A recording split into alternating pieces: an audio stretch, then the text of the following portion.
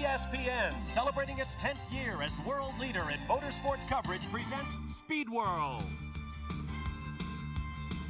Sonoma, California, in the Brown Hills north of San Francisco, the heart of California wine country. It's the home of Sears Point International Raceway and site of round 12 in the IMSA GTP Championship for 1989. Hello again, everyone. I'm Bob Varsha, welcoming you to Sears Point, where it has been an enormously sad weekend for all of us here at ESPN. Tom Blackhaller, America's Cup skipper and veteran Camel Lights race driver, was to have joined us in the announce booth for today's race. But tragically, last Thursday, while practicing to run an event here at Sears Point, Tom suffered a heart attack and passed away later that day. Our hearts go out to his wife, Chris, and the rest of Tom's family at this time, and we dedicate this broadcast to our colleague's memory. Nevertheless, there is a race to run today, and here with me to bring it to you, veteran IMSA car owner and Sears Point race winner, Rob Dyson. And Rob, with a Jaguar and a Nissan on the front row, this should be gangbusters. Yeah, there's a lot at stake here today in this race. You've got two teammates, Chip Robinson and Jeff Brabham, running for a championship. And at the same time, you have two manufacturers, Jaguar and Nissan, fighting for a manufacturer's championship. Those ingredients, plus a lot of drivers here, want to do well at this race. It should make for a terrific event. Price COBB for Jaguar is not out of the championship running. Jan Lammers will start Price's car on the pole, and Rick DEBRUHL is standing by with him now. We lost one of our dear. Ready? I'm ready. Anytime you want to go.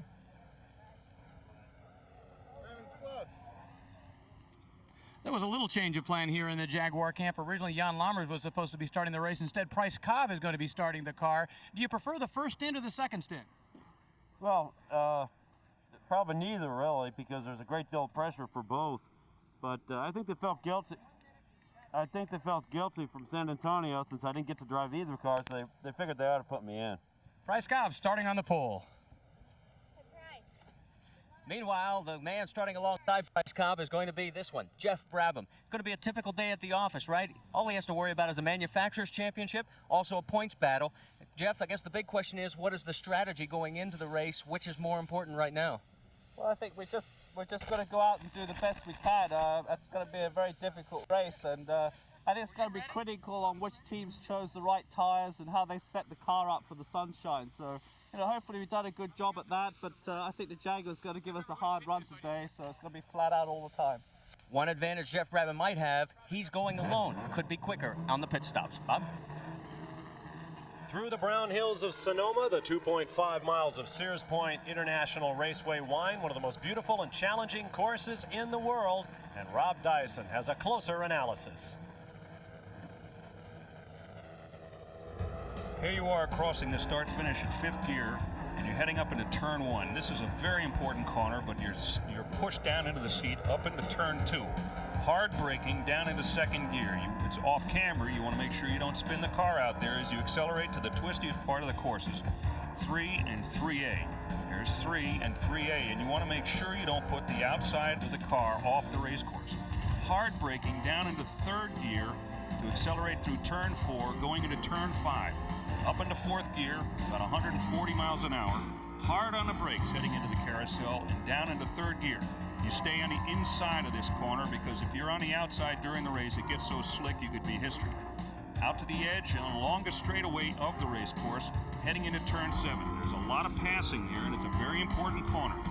Down into second gear, one of the slower corners. You accelerate very smoothly coming out of turn 7 because you want to make sure you approach the S's, turn 8, 8A, and 9. Slowly accelerating the car to get through it all, but keeping the balance of the car. Heading down through 9 into 10. This is the fastest corner on the track. You're doing over 150.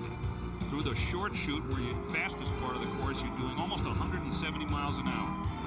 Hard on the brakes into 11. You're only doing about 30 miles an hour into here. This is the staging area for the drag strip, and you want to make sure you come out of there very effectively without spinning the car. And then you cross start finish on your way for another lap. And it is a very warm day here at Sears Point. The sun is beating down, and that is going to make this track extra treacherous, Rob. Yeah, it should make a little bit of a difference, Bob, but it gets pretty slick out here anyway. This is a long race. There are a lot of cars on it, so it'll be exciting to watch. Jaguar has put Price Cobb in the pole-sitting car after he wasn't able to drive a Jaguar last week in San Antonio when both cars crashed out of the race. Cobb needs to score points to get into that championship fight with the two Nissan drivers, and so he will start today in an effort to get back into the title fight. We'll be back to set up the grid and turn them loose here at Sears Point in a moment. 3, 2, 1, mark. ESPN Speed World coverage of the 1989 IMSA CAMEL GTP Series from Sears Point International Raceway is brought to you by Quaker State Motor Oil. The big Q stands for quality. Always has, always will. By Dunlop High Performance Tires. Dunlop outperforms. By Ford and your Ford dealer. Have you driven a Ford lately? And by Budweiser. Beechwood aged for that clean, crisp taste. This Bud's for you.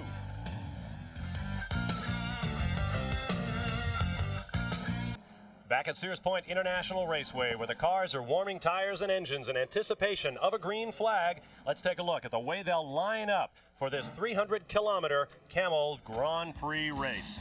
On the pole for the second time this year, Jan Lammers in the turbocharged Jaguar XJR10, but he will not start the car. Rather, American Price Cobb, the only man with a shot at a championship for Jaguar, will be in the machine. Outside row 2 will be the man he hopes to overhaul next, Jeff Brabham, the defending champion of Nissan. Inside row 2 will be his teammate and the new surprise points leader, Chip Robinson. Outside row 2 will be Jochen Maas from Monte Carlo, sharing an air-cooled Porsche 962 with Dominic Dobson from just up the road in Washington. The cars have now formed up. It is Jaguar and Nissan across the front row. As the green flag waves and we go racing, Price Cobb will take the early lead over Chip Robinson. Jeff Brabham falls in line with the identical 83 Nissan. It is Cobb, Robinson, Brabham. Excuse me, the 83 car has moved into second. It is Brabham that made a terrific start and took over second place. Third, we've got a problem right at the top of the hill. The number 6 car, a brand new Porsche, fielded by a couple of, well, rookie GTP drivers. Greg Pickett, a former Trans Am sedan champion from Alamo, California. This is Bruce Canepa's car, previously owned by Bruce Levin's Bayside team and by Bernard Jourdain, the IndyCar Rookie of the Year this year. A total ground-up restoration. They're learning the car here at the racetrack, and they've got a problem early on. Meanwhile, up front, you saw the Jaguar of Price Cobb out front. This is the defending CAMEL GT champion, driving one of the world's finest race cars, a car that he knows better than any man on the planet, Australian Jeff Brabham, and you are aboard the Nissan 300ZX Turbo. Price has really got the bit in his teeth. They've allowed him to start the car because I think they wanted to let a racer race for a change, which I think is commendable. It's the way we always did it, and it's important to let a guy have his lead. Price is doing a good job. He's pulled out a pretty good lead already. Price Cobb drove for Rob Dyson's Porsche team, finishing second, and third. And Brabham got right up. I think he might have clonked one of the tire barriers. Saw a quick left-right shift in the steering wheel. So Jeff Brabham getting off to a rocky start here. Chip Robinson runs fourth, Jochen Maas fifth, and the Jaguar, the number 60 car, the V12 of John Nielsen, is off the racetrack. That's Davy Jones in the car, and it's a little bit early to be doing that kind of stuff. Jones and Nielsen from Denmark will share this machine, and it's a rough start for them as well. And one of the CAMEL Lights cars is also off the racetrack. This is all down in the turn 11 area where the Bondurant driving school here has its skid pad, bound to be a little bit slicker, and so Scott Atchison, an IndyCar veteran from Bakersfield, California, has also had an off and on. But this is your leader, Price Cobb, originally from the Dallas, Texas area, now running out of Evergreen, Colorado. I asked Price why he decided to move to Evergreen. He told me it sounded like a nice place to live. That makes a lot of sense. Wife Lisa and his 2 daughters no doubt looking on as Daddy goes to work here at Sears Point. 75 laps of action coming your way. And there is the Porsche of Bob Wallach off the racetrack. That's down in the turn 7 area. We're having trouble keeping anybody's wheels on the ground here. You're on board with Bob Wallach as he recovers from the spin, the Group C ace from Strasbourg, France. And that will put him a couple of places further back. Now let's go back and see one of these incidents up close. The Jaguar, number 60 of Davy Jones and John Nielsen, at the back of your screen, slides out of 11 and almost gets into the wall. Davy was trying to get around Jochen Maas, who's driving the Bayside car, number 86, and he was just trying to get on the accelerator a little quick to get a shot, and again, you put the accelerator on too quickly coming out of that corner, and you're going to put the car around. It's as simple as that. There is Bryce Cobb with a quick 3-second lead over Jeff Brabham in the Nissan. Michael Rowe, the Irish driver, standing by to relieve either Robinson or Brabham with the Nissan team. They drove together at the 24 Hours of Daytona earlier this year. Rowe used to hold the outright track record here on the 2.5-mile Sears Point race course in a Can-Am car until Jeff Brabham broke it a year ago in the Nissan. But right now, Bryce Cobb is doing his best to reset all of the records here at Sears. You notice how smoothly he tries to get through that turn 7. That's a very important corner. Back on board with Bob Wallach and the BF Goodrich Porsche, the Miller High Life machine for Jim Busby's team. And there is the air-cooled version of the same car. The 68 car has a water-cooled twin-turbo Porsche engine. This is the air-cooled single-turbo model that has won 51 Camel GT races over the years. At the keyboard, one of the finest Porsche racers or outright drivers of any kind in the world, Derek Bell from Pagham, England, the two-time world champion. Let's go down to Marty Reed on the pit lane. You were mentioning about Bob Wallach getting off course. They gambled yesterday in qualifying, went with a more moderate compound, a little stiffer than everybody else qualified with, and the reason for that was they were expecting higher temperatures here on the track. It is not yet the kind of heat that is conducive for this tire to really be cooking out there this early. That could be the reason Wallach took a spin. Marty's right, Bob. It's entirely possible. It happened on the first lap, and the car might not have been just warmed up enough. There is Derek Bell making his way around in the 67 machine. The 68 machine will be shared by Bob Wallach and young John Andretti. And there is the V12 normally aspirated 6-liter Jaguar shared by Davy Jones and John Nielsen. That was state-of-the-art just a year ago in Camel GT racing. This year, the Tom Walkinshaw team decided they needed a turbo car, so now Bryce Cobb has the 3-liter V6 turbo for the Jaguar team. But I gotta tell you, the sound of that V12 Jaguar is worth hearing. Yeah, the number of cylinders being, and it's even got mufflers on it. The number of cylinders, they really scream, and even with mufflers, they're pretty loud. In the early going, your leader is Bryce Cobb in the number 61 machine, followed by Jeff Brabham and Chip Robinson for Nissan. Fourth is Jochen Mass, the winner of this year's 24 Hours of Le Mans for Porsche. In fifth is Bob Wallach in the number 68 Miller High Life Porsche. Costas Los in the Pontiac Spice will attempt to go all the way in the 6th place car right now. And in 7th is the number 99 Gurney Eagle Toyota to be driven today by Willie Ribbs in another attempt at a solo effort. Up front, Bryce Cobb, just as smooth as he could be. In the last 3 years, he has finished second, and third in the overall Camel GT Championship driving Porsches. Switched to Jaguar this year, and he is really kicking up some dust out here at Sears Point. We'll take a quick time out and come back after this.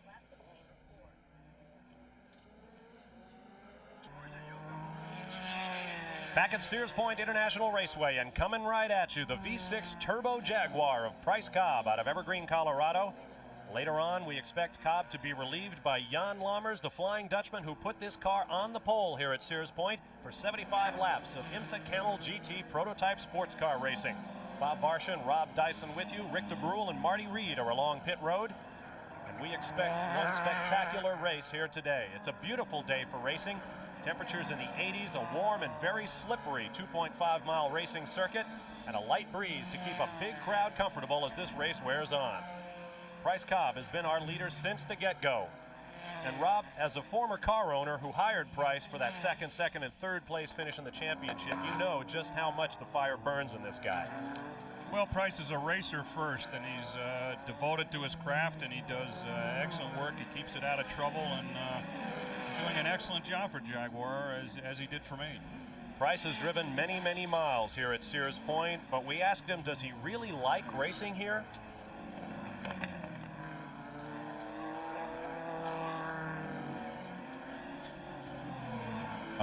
You can get a car to work well here, and yourself, you've accomplished no small feat. And I've always done well here. Won there with Rob Dyson several years ago, 86 I believe, and 87 almost won again, but the old Bayside people snuck under me there right at the end and took the win, but it was a darn good race, and I've always enjoyed coming here. The Bayside people, Bob Wallach over the years, and Jochen Mass, who have taken victories here. But this could be Bryce Cobb's year, and he desperately needs to get a victory He runs in third place in the points behind Chip Robinson and Jeff Brabham, and he very much needs a win with 2 races remaining in the Camel GT season. Sliding the car around a little bit. Bryce Cobb through the S's and down to turn 10, fastest turn on the racetrack. They're going about 170 there, Bob, to hard braking, and this is the slowest turn. They're probably doing maybe 35 or 40 miles an hour.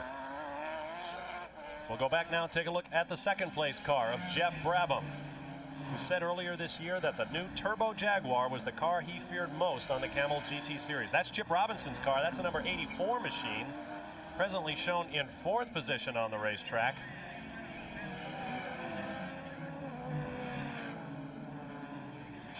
Up and down the pit lane this weekend at Sears Point, people have expressed the opinion that these Nissans, there's the 83 car of the second place Jeff Brabham, that these Nissans that have won so many races over the past couple of years are among the greatest race cars of all time. They have simply dominated Camel GT racing, carried Jeff Brabham to a championship, and may very well carry either Brabham or Robinson to this year's title. Last year they missed the Manufacturers' Championship by 1 point in the final race of the season. This year they run well out front, and with a first or second place finish today, Nissan will claim the 1989 Camel GT Manufacturers' Championship. And that is a title that they very much want. There you see the number 83 car. That is Jeff Brabham. The cars are virtually identical. The only way you can tell them apart are their car numbers. Now, once again, you were aboard with Jeff Brabham. Down through the turn 10 area and through the short chute to turn 11. Hard on the brakes right here and then turn it in. Looks like he might be trail braking a little bit. And once again, he gets up on the rumble strips, very close to the tires, very close to that concrete pit wall. He is really letting it all hang out. He's working hard. There's no holding back in this stage of the race. It's impressive to see how hard they're driving. Slower car in front of him. Looks like it might be the number 30 car. No, it's one of the Camel Lights machines, the number 9 car. Being shared today by Charles Morgan and Tom Hessert, the defending Camel Lights champion. Class for slightly smaller, slightly lighter prototype cars, a little bit more inexpensive to run, but great racing in their own class within a class here in Camel GT Racing. Flames from the exhaust pipe as Jeff Brabham shifts down for the carousel. Those flames are brought about by just unused fuel coming out of the turbo, and they just ignite when they hit the hot part of the turbo. It looks spectacular, but doesn't cause any harm either to the turbo or the engine. Now Brabham closes up. Here comes the number 9 car, I believe, of Morgan and Hessert. The other car was the 19, the teen car, a Taiga, being driven today by Ferdinand de Lesseps of France and Jay Cochran. There is the number 9 machine. Now that used to be a Spice with a very swoopy nose, but fans of Camel GT Racing note that it looks a whole lot more like the Pontiac Firebird design, an older model built by the Spice factory as well. That's because last week in San Antonio, Texas, Tom Hessert had a tremendous crash with the Spice car. They bought a second machine from another team, an older chassis, rebuilt it and repainted it to try to continue to score points. They are running second and third in points behind the series leader, Scott Schubot, who had the pole in the Camel Lights class for this event. And so they are just trying to score points. There's the number 79 machine of Don Bell and Hendrik ten Kade of Belgium. And you'll note that that looks very much like the 9 car because it is the same silhouette. It's the same model, a year-old Spice chassis. Now here is the number 98 Toyota. This is a Group C design that Dan Gurney's Toyota team has brought to the United States with great success this year. Took their first pole in only the 5th race of the season at Road Atlanta, and since then have been running very strongly. Should have won earlier this year at Lime Rock, but suffered through a long pit stop. Might have won at Watkins Glen here on ESPN, but had another long pit stop. It's actually incredible that the number 98 car had here. They had an accident on Friday. Juan Manuel Fangio. Well, what Rick was trying to tell you, and will when we get his microphone working, is that this is not the car that the team originally brought here to Sears Point. Juan Manuel Fangio crashed the car in practice comprehensively, wrote the car off. A bare tub, a monocoque, arrived from Dan Gurney's shops down near Los Angeles at 3 o'clock in the morning on Friday. 8 hours later, 8 hours and 54 minutes to be exact, a complete race car, as you see it there, had been rebuilt just in time to go out and qualify. They qualified 12th in the field. They are presently running in 8th position on the racetrack. A miraculous job from Dan Gurney's All-American Racers Toyota team. It's pretty impressive that they could put it together as quickly as they did and have it run as well as it did. It's a tribute to the crew. They obviously spent a lot of time working on it over the weekend, and I can tell you they're pleased even with the fact that the car is running as well as it is. They had a bungled pit stop, I think we can call it, at Watkins Glen that may have cost them a victory, and you know it hurt a bunch of guys. There's the number 68 machine of Bob Wallach in very, very early for a change of tires on the Busby team. The Toyota team, with their bad pit stop, was very much out of character. They have changed an engine this year in less than an hour, and that is a miracle as well. So Yeah. they want to get good coordinated pit stops. Marty Reed is standing by in the Miller pits. Well, guys, obviously the moderate compound, the stiffer compound did not work because they have made a 4-tire change all the way around. I'm looking to see if any of them are blistered. And yes, the right front tire is literally just cooked. And so Bob Wallach goes back out with a new set of BF Goodrich tires. They're the only car in the series running the BFGs. The others, of course, running either Goodyear or some other brand. But this car runs BFG tires, and they have had a little bit of trouble getting that thing working here at Sears Point this weekend. As we watch Bob Wallach at work, we'll take a quick time out and return. Price Cobb leads for Jaguar, followed by a Nissan, a Porsche, a Nissan, and a Toyota.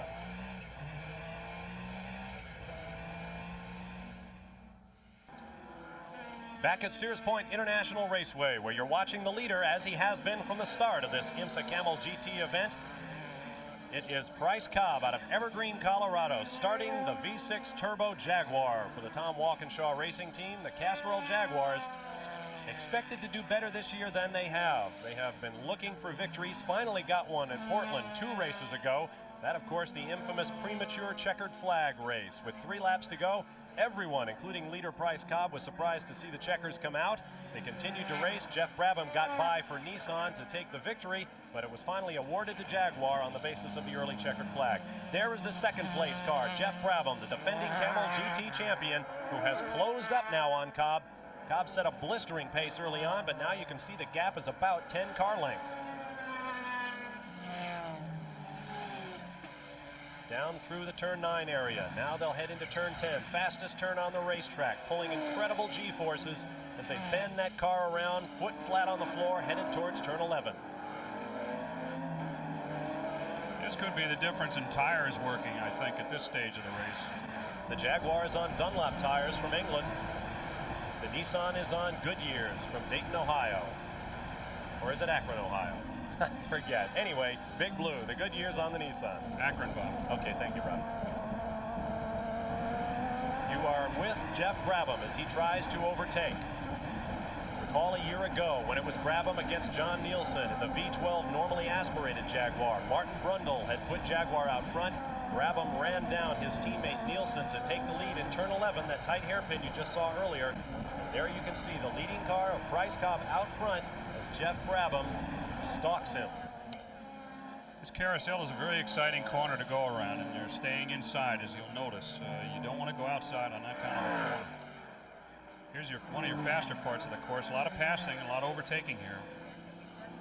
And as we've seen, a little bit of body contact, too. The slower car moves aside, allowing the faster cars through. Now there's the BFG Porsche. This is Bob Wallach at the wheel through turn 11. Now the gentle left-hander of 12 and across the start-finish line. 2 years ago in 1987, right here on the racetrack, Bob Wallach's car caught a tire, a rear tire, spun the car around, and he flipped 5 times in the most spectacular accident ever seen here at Sears Point. We had that race on ESPN. And you'll recall as they got Bob Wallach out of the car and everybody wondered what his condition might be, his teammate Jochen Maas, driving for another Porsche, pulled up and asked the crew what his World Sports Car Championship teammate's condition might be. As relieved as the rest of us to find out that Wallach was okay except for a separated shoulder, Jochen Maas went on, put his foot down, and won the race. Even though you race against these guys on a racetrack, you sure don't want anybody to get hurt, and you just want good, close racing, and you don't want your competition eliminated by either accidents and injuries or even mechanical failure. You want to go out and go head-to-head and beat them that way. So you cut down on the excuses that way, especially if you win. Right. Want to beat the guys on the racetrack. The number 83 car of Jeff Brabham, second in points, 194 points for Chip Robinson, presently shown in fourth position on the racetrack, to the 189 points for Brabham. Price Cobb in third with 159, the only man with a realistic shot at the championship other than the Nissan teammates. These two cars are both turbocharged V6s. It's interesting to see how they duct the cars differently to get the heat out of them. When you turbocharge an engine, it gets very hot. It's interesting to see how they've handled the radiator and the oil cooler setup. You can see on the Nissan the immense scoops in the front and the scoops in the rear and even the outlets on the side. With the Jaguar, you can see how they've done it a different way with a slightly different nose configuration to get more air going through the go through and over the nose, and also some more stuff on the side with some side ducting as well. They generate a lot of downforce, which allows them to go through the turns relatively quicker as opposed to their opposition. If you were with us a week ago in San Antonio, you saw a miraculous finish for Nissan. The 83 and 84 cars of Robinson and Brabham made contact and spun off at the very first turn of the race.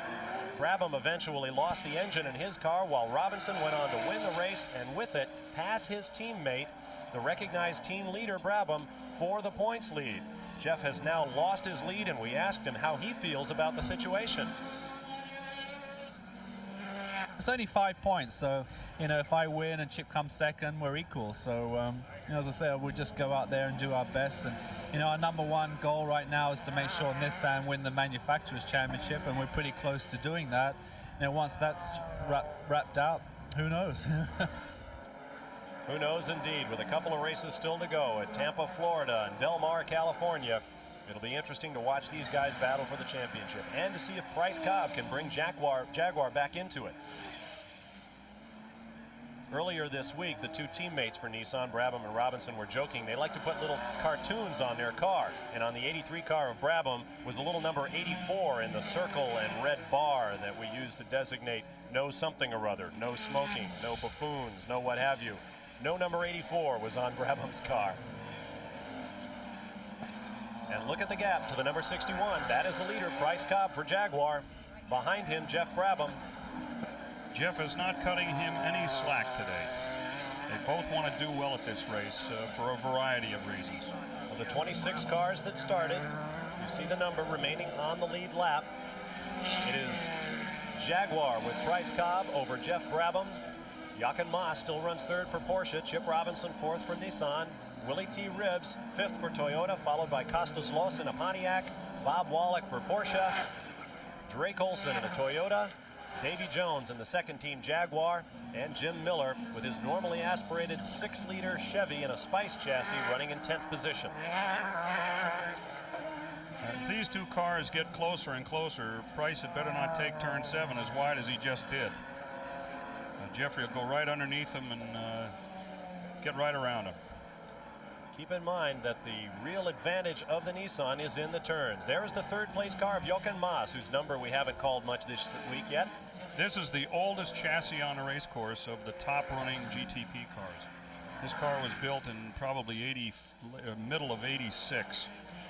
And Jochen, it's a tribute to Jochen and the Bayside crew that they've done as well as they have. It's an excellent job that he's doing in a car that frankly is a little outmoded compared to some of the other guys that are alleged to be driving more sophisticated cars. But Jochen's a fabulous driver, and the Bayside crew is an excellent crew.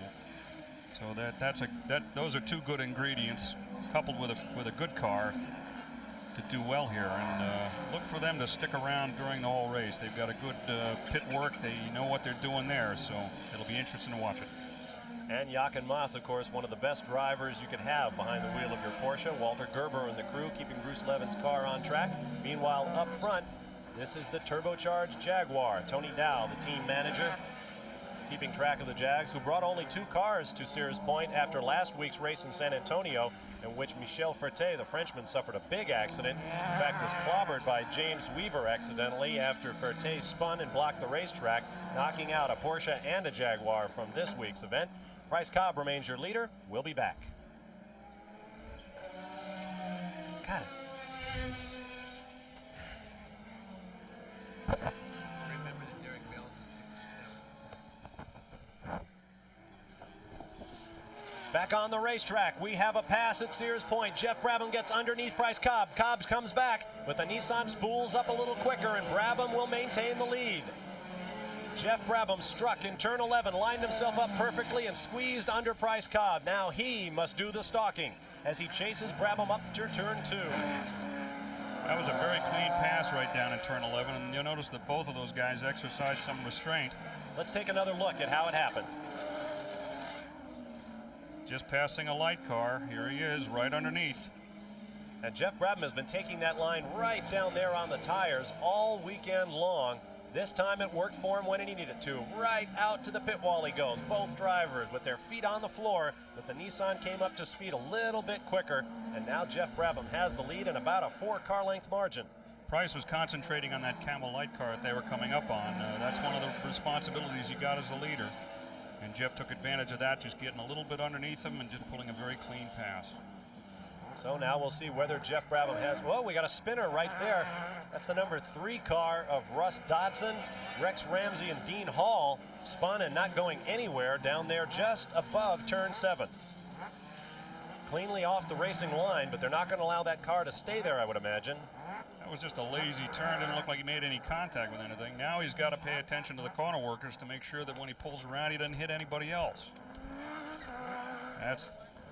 At this point, we see local yellow flags only. No yellow flag at the start-finish line as Jeff Brabham comes streaming through in the 83 Nissan. Your order is now Brabham, COBB, Moss, Robinson, and Ribbs. 18 laps complete here at Sears Point. You look out the windshield of the Nissan as he quickly disposes of a CAMEL lights machine. And you can see just how much work he goes through. To the left of the dashboard, the green light indicates that his cool suit is working, and Brabham is going to need that suit as the day goes on. Through a reservoir system, cold water is circulated to a vest and cap that the driver wears under his uniform, and they will really need it as the temperatures continue to climb here at Sears Point. Rob, the big problem with those suits, the drivers tell us, is when they don't work. Well, I drove here in '86, and I can tell you on this race course, which is physically the most demanding race course on the GTP circuit, when one of those cool suits goes out anywhere, it's difficult, but especially here, because you're never relaxing. There's no place on this course to collect your thoughts at all. There you see the gap from first to second, the 83 Nissan to the 61 Jaguar.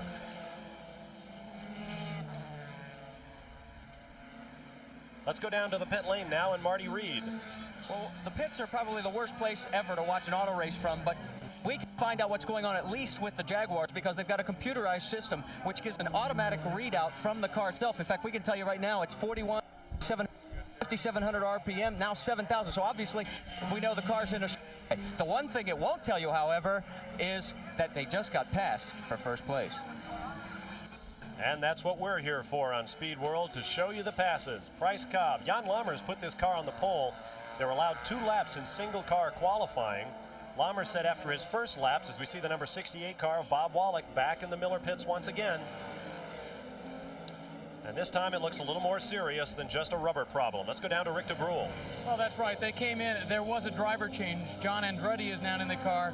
Bob Wallach got out, but it was done very slowly. Now they're sitting in a situation where they've done all the work on the car, and they're just waiting for a moment before they send him out. Obviously something amiss before they send him out. He's back out on the track. We'll try and get hold of Bob Wallach and find out what the problem is. Early indications are a misfire in the engine. Could be something having to do with the electronic engine management system. John Andretti into the race car now.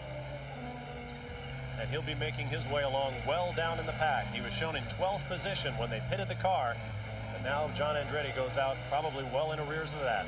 It's a water-cooled engine that Porsche has run very well over in Europe, but somehow for IMSA, they're just not able to push the boost through it or run as much fuel as they can in this kind of engine. And it's been a problem for them a lot this season. I can tell you they're working on it, but it's not doing them any good this morning or this afternoon if they've got a misfire this early on. But Porsches, like the other turbocharged cars in the series, including the Nissan of our leader, Jeff Brabham, carry turbo restrictors, little rings that limit the amount of air allowed into the turbochargers, one of the ways IMSA uses to equalize the competition between the more powerful turbos and the normally aspirated machines. And there's been a lot of talk about whether the 54mm restrictors on the single turbo cars and the pair of 38mm restrictors on the twin turbo cars are just choking all of the excitement out of the cars. Hasn't been the case thus far. Let's go back to the pit lane. Well, Bob Wallach, it's awful early for you to be in the pits. What went wrong? Well, we're still experimenting with this new car and car settings, and we went very stiff on the front springs because it makes the car nicer to drive, but obviously it's hard on tires. And that was the problem? So we blistered tires on the front because, first of all, the springs are too stiff for this track, and second, we decided on a compound which we knew was going to be marginal, but I mean, to win, sometimes you have to gamble. Any problems with a misfire at all? I was misfiring early on, but then we turned the boost down. I had a little bit too much boost for the start. And so Bob Wallach now out of the race. Springs a little too big in the front end, I gather. Well, you can overspring a car, there's no doubt about it, and if you overspring it, you can put a lot of pressure on the tires, and that's the kind of mistake that they could have tested out, and it's one of those things that, you know, in a race conditions, things change, and that's a tough break for not only Bob, but John as well. John Andretti now at the keyboard of the number 68 Miller Porsche. Meanwhile, up front, it is Jeff Brabham, well out front. Bryce Cobb continues the pursuit in second, followed by Jochen Mass in third, Chip Robinson fourth, Willie T. Ribbs fifth, Costaslow sixth, Derek Bell in the 67 car is seventh, followed by Toyota in eighth, Jaguar in ninth, and Chevrolet in 10th position. There is the gap, your leader, with the number 61 of Bryce Cobb just coming into the picture from behind. Taking a wide turn through number 7 and up onto what they call the back straightaway here at Sears Point. It's not really straight at all. We'll be back after this. Back at Sears Point International Raceway, you're watching the number 63 Camel Lights car. This is Jim Downing from Atlanta, Georgia, the leader in the Camel Lights class for smaller, non-turbocharged prototype cars. This is the car he calls Kudzu, violating the tradition that says you will not have a green race car. Jim Downing trying to move up in the Camel Lights points. He presently stands fourth behind Scott Schubach, Charles Morgan, and Tom Hessert in a dandy battle for the Camel Lights Championship. Downing is a three-time champion. He developed this class for smaller, less expensive cars, won the first 3 championships, gave up last year's to Tom Hessert, and he's back in the thick of it once again. The green race car issue has been put to bed by Lotus in '65 at Indianapolis, and then again by the Porsche team in their Indy car. Now that they've won one. There was even word that the Penske car with the Miller logo, which had some green in it, in kart might be a problem, but they obviously disproved that as well. Where does the tradition come from, Rob? Do you know? I'm not sure. There's another tradition related to peanuts and peanut shells that goes back a long, long way. Well, never let the facts get in the way of a good story. I like the idea of no green race cars. This is the battle for third place in the open class. This is Jochen Mass just going out of the picture to the right, being overtaken by Chip Robinson, running in 4th position. Well, he's not being overtaken, but he's sure getting closer. Jochen's doing a good job, but through the S's, but that Nissan is obviously stalking him. Racing philosophers say overtaking is one thing, passing is another. That's right. Jochen Mass, who won Le Mans this year, his first victory in the 24 hours driving for Mercedes. A week ago at Donington Park in England, Mercedes won the World Championship for teams. Jochen Mass will finish the season second in the World Championship for sports car drivers, but he loves to race in the United States, and he's here driving for his old friend Bruce Levin, crew chief Walter Gerber, and all the guys from Bayside Racing in the Haviland Porsche 962. And right now, he has got mirrors full of Chip Robinson in the number 84 Nissan. That Camel Light kind of held him up. It wasn't doing any bad driving, but the Camel Light clearly, in that section of the course, it was hard to get around him, and that enabled Chip to close right up on him as well. Working traffic here at Sears Point. Another Camel Lights car is put to sleep.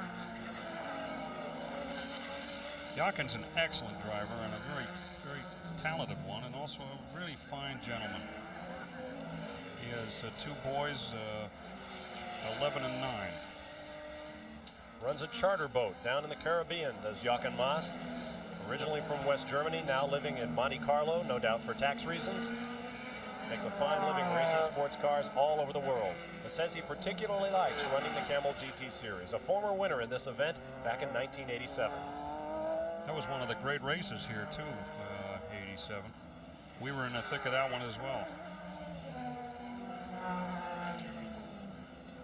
Gradually, Robinson moves up a little bit closer. If he's going to get him, it's likely to be under braking in turn 11. This is turn 9 to the left, turn 10 to the right. And let's see if the 84 Nissan moves underneath. Looks like nope, had a notion, but Maas, he gets a wheel inside of him. Nope. Close moment there, and now he's got the slower number 9 Camel Lights car in front of him. But he gets around safely, and it'll be another corner before Chip Robinson will have another chance. I mentioned at the beginning of last week's race in San Antonio, a near disaster came for Nissan when Robinson and Brabham collided and both spun. We asked Chip whether that incident continues to play on his mind. Well, certainly, I can't tell you how badly I felt when that happened, but, it was one of those things. And, saying when a guy's short brakes you going into the first corner, those things happen. Do you replay that in your mind? No, not anymore, because it all turned out well. I would say probably if it hadn't turned out the way it has, Ever since, though, I don't know if I would have shown my face again. So is it true after it happened, the first thing you said is, do I still have a job? Is that right? Certainly that's what I thought. I can tell you there was more luck running with that team that day with that incident than any 10 race teams have ever accumulated in any one single incident. I can tell you they were both lucky that they didn't at least take a corner off a car or bend up some body work. That was a fortunate thing, the way all the molecules seemed to move around the race course. Well, I can tell you they did take a couple of things off the cars. Those happen to be our in-car cameras that were on Brabham's machine. Once again, Chip Robinson looks to the inside, and this time he gets it done. Jochen let him by. He knew that he was a quicker car, and it's early enough in the race. Jochen doesn't want to cause any trouble. Chip pulled a good pass on him. So move Robinson up into the 3rd spot, demoting Maas to 4th. And your order is Brabham, COBB, Robinson, Maas, and Costas Los. And the Pontiac Spice has now moved up into 5th position ahead of Willie T. Ribbs for Toyota. Derek Bell still running in 7th in a Porsche. 8th is Toyota, 9th is Jaguar, 10th is Chevrolet. Now there is the battle for 6th. The number 99 car, Willie T. Ribbs, the new Dan Gurney designed and built Toyota Eagle, as opposed to the Group C design of the other car on that team. And right behind him is Derek Bell, all over him in the 67 Porsche. This will be interesting because you've got Willie Ribbs, who's not only learning a new car, but learning a new series and a new driving technique with the GTP car, being followed and, may I say, harried by a real pro in Derek Bell, who's obviously raced these cars for eons. And it'll be interesting to see how they both made up with one another. Hopefully it'll continue to be this interesting. It's a terrific race they're having. Willie T. Ribbs won many races here at Sears Point. It is basically his home track, being from the San Jose area.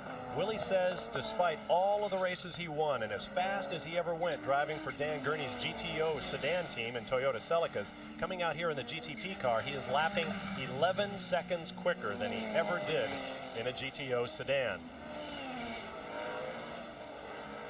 Now, Willie and his teammates suffered a setback last week, but still Willie T. feels that the Toyota team has momentum on their side. The car's been getting better and better. I think since Road America, we've been going quicker and quicker, and we've been learning more and more. And I think we found a baseline. Now we got to fine-tune it. We were good at San Antonio. We led a little while. And now we're here in Sears Point, so if we can just keep the momentum going, we'll be happy. Boy, they had quite a moment in that San Antonio race. Willie T. was actually leading the event when the engine cover came off the car. Air got underneath, and that sucker just ripped up into the air and disintegrated. Pretty spectacular stuff. While Willie T. continues to lead the battle with Derek Bell for 6th place on the racetrack, there is your leader, Jeff Brabham. having passed a slower Camel Lights car. And that's what it looks like from the inside. Climbing to turn 2, sun glaring off the smooth pavement here at Sears Point. A little bit of a correction as he goes all the way out to the far side of the racetrack in turn 2, dives downhill into 3. We're going to take a quick timeout. Jeff Brabham remains your leader in the GTP class with 28 laps completed of 75 coming. Jim Downing leads Camel Lights.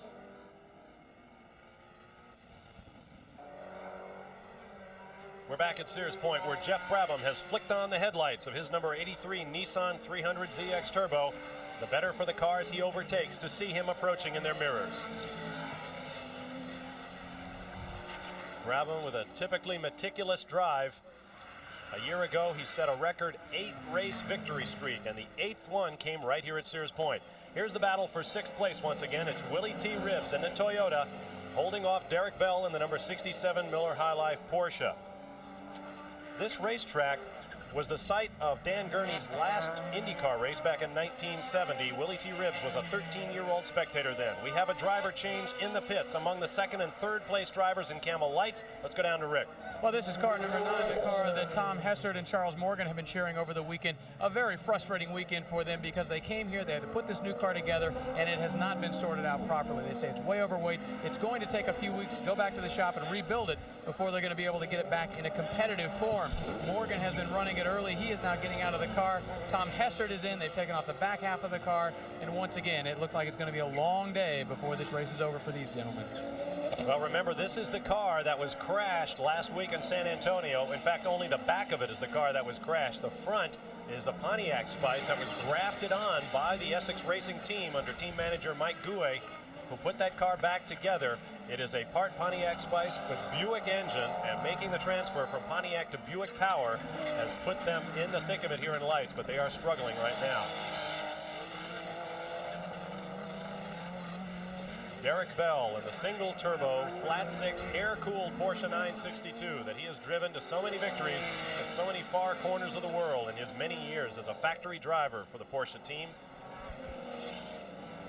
Always a big favorite on the Camel GT Series. Now he has taken over 5th place, passing Willie T. Ribbs. Costas Los in the Pontiac has pitted. And so now your order is Brabham, Nielsen, Robinson, Davy Jones, Robinson, and there is Price Cobb now in the pits. Let's get caught up with the action in the Jaguar pits with Marty Reed. Well, Jan Lammers is going in, Price Cobb is coming out, and this is the one thing that's going to be debated. The driver change cost Jaguar last year in the minds of many people as far as victory was concerned. I asked him earlier before the race, they said, in typical British style, well, we employ 2 drivers, so we'll use 2 drivers. They're in and out and underway. Well, they'd go through the shift like that anyway. Price has just finished his normal stint, so they'll put Jan in, and it's their strategy is a lot more firm than just the fact that they've got a lot of people employed. A little bit of an early pit stop for the Jaguar team, less than 50 minutes into the race, which is expected to go some 2 hours. Bell looked like he slowed up a little. The 67 car, Derek Bell's definitely slowing. Passed quickly by the Jaguar Turbo. Let's see if we can catch up with the 67 car. There he is coming to the back of your screen. Maybe just missed a shift or something. Looks like he may be back up to speed once again. He sure pulled out of it for a minute there. Here's Jan going around. It'll take him just a half a lap or something to get acclimated, and then he'll start standing on it in his inimitable fashion. I was going to say, Jan Lammers probably takes a little less time than that to warm up. I think he gets out of bed at full speed in the morning. He is really quick. Quite a guy, diminutive, but quick with the right foot. In fact, the 61 Jaguar, now being driven by Lammers, was directed by Price Cobb to the lead for the first 17 laps of the race, then was taken over by the Nissan of Jeff Brabham, who has led since then for another 17 laps. So we have 34 complete of 75 laps coming your way today here on ESPN. There you see Jan Lammers from the Netherlands, once an instructor in the famous Skid School, a racing school at Zandvoort, Holland. The number 98 Toyota behind him. That is Juan Manuel Fangio, nephew of what many people think was the greatest driver, certainly in Formula One of all time, 5-time world driving champion Juan Manuel Fangio. He drove when ground effects was not developed, when fat men raced on skinny tires. For the greater glory. One for Maserati, one for Ferrari, one for any numbers of teams. Once reset the lap record at the old long Nürburgring 14 times in a single race. In fact, the last 14 laps. A lot of action on pit road. Derek Bell has now climbed out of the 67 car, and I would gather that means Bob Wallach has climbed in. Bell in the striped helmet back there, removing his helmet. And I would guess that's Bob Wallach now in the number 67 car. In fact, we have confirmation. Wallach has climbed in to the air-cooled single-turbo Porsche, as opposed to the water-cooled twin-turbo number 68 machine in that same Miller Beer livery. Jim Miller's car is also in the pit lane, as is Willie T. Ribbs in the Toyota. As we watch Bob Wallach making his way around. Wallach, ironically, is a Jaguar dealer back in his native Strasbourg. I asked him earlier this year if he ever had thoughts about driving for Jaguar. He says, in fact, I called Tom Walkinshaw earlier this year, and he never called me back, so I just take every opportunity to give him a hard time. Now that Derek Bell is out of the car, let's hear from him with Marty Reed. Well, we thought that Derek Bell might go the distance today. You did mention one thing about a very sore shoulder from tennis. Is that what brought you out? Oh, no, I was fine. I never even got around to putting the cool hat on. So, was this a planned maneuver then? No, just that Bob had changed early for John, so he may as well carry on and put a bit of effort in. But I was actually fine. I was like clockwork. Well, you are known for cooking in the car. It doesn't seem to be hot out here. What was it like inside? Well, as I say, it was fine. I had a lovely air duct right on my face, and I didn't, you know, as I say, even put the cool suit on. So it must have been all right if I don't have to put the cool suit on. So Bob Wallach now in the number 67 Miller High Life Porsche. Yeah, thanks. And I wonder if he might not be more comfortable in this car. As you see Wallach quickly carving his way through traffic. I think maybe the Frenchman's substantial pride might have been injured by his lack of performance in the twin-turbo water-cooled car. Maybe he'd like to show something in the single-turbo machine for Jim Busby. A great athlete, a world-class skier in his younger days. 46-year-old Bob Wallach is still a tenacious tennis player. And I think Bruce Levin has lost a few bucks to him on the court. Bob Wallach now making his way around well back in the pack. After that driver change with Derek Bell, here is the number 83 Nissan. Speaking of clockwork, this guy invented the term and embodies it in Camel GT racing. Looking for the team's 9th victory of the season, Jeff Brabham. He is your leader. His teammate Chip Robinson is second, and there are problems in the Toyota pits. Here's Marty. Well, we've got both Toyotas in the pit at the same time. The number 99 Toyota has been in here for over a lap. They are working on the back end of it. It looks as though they may have a spark plug or something fouled. They're not being able to get it fired. Meanwhile, Juan Manuel Fangio brings the other Toyota in, and they're trying to split the crews to make sure they get the stops done and get the 98 back out there. One of the things they got to be careful when both cars come in is to make sure they don't violate the IMSA rule with too many guys over the wall.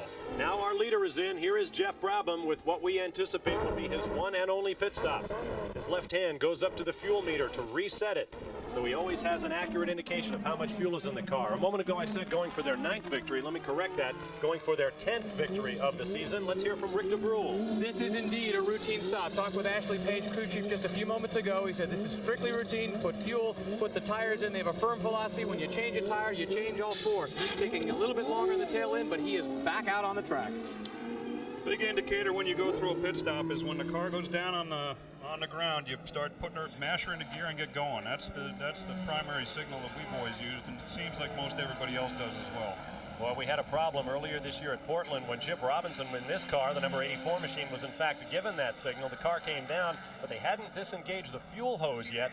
And those of you who watched that event sat on the edge of your seats with the rest of us as the fuel hose trailed Robinson out of the pit. Fortunately, nobody seriously hurt. The hose eventually became detached on the racetrack, but boy, that was a close moment. That was a very lucky period of time. Now here's the V12 Jaguar in the pits, and Rick is there. It is rush hour in pit lane. Right now, the number 60 Jaguar has come in. Davy Jones has gotten out. He is fastening up all the belts for John Nielsen, who's going to go back out. Hand is up. The tires have been fitted. The fuel is off. They are now trying to fit that flap that goes over the rear tire. They've got that done, and John Nielsen is back out. Boy, he's out with a vengeance, too. He's got the hammer down and nearly twitched it there. They call those flaps spats, and it apparently helps the ground effects on the automobile, and they've been more successful in holding them on the car than a lot of other people have. You'll notice over the rear wheels where the colors don't stop, there are the spats on the car. Now here's Chip Robinson coming in. He was in second place. He was in the lead after his teammate Jeff Brabham pitted. He parks it right in front of the cone, and the team goes to work. Here's Rick. And once again, right next door to where the Jaguar just pitted, the Nissan has come in. Still just standard pit stop. They are simply changing the four tires. They're putting in the fuel. Once again, the fuel that flows so much faster, as Bob was mentioning earlier here, than it does in the Group C races over in Europe. This is a relatively fast pit stop. They're getting the windshield clean. Hands are up. The car is down. And Chip Robinson now back out on the track. Wes Moss calling the shots for Chip Robinson's pit stop. Ashley Page, the overall crew chief, is handling Jeff Brabham's car this weekend, and nobody does these pit stops faster than the Electromotive Nissan team. The Kodak people sponsor a pit stop. The Kodak Copiers Pit Crew Contest, a part of each Camel GT weekend, and the two fastest times turned in thus far this year in that pit stop contest are by the two Electromotive Nissan cars, 83 and 84. They'll shoot it out later this year for a nice fat $20,000 prize. You're back aboard with Jeff Brabham.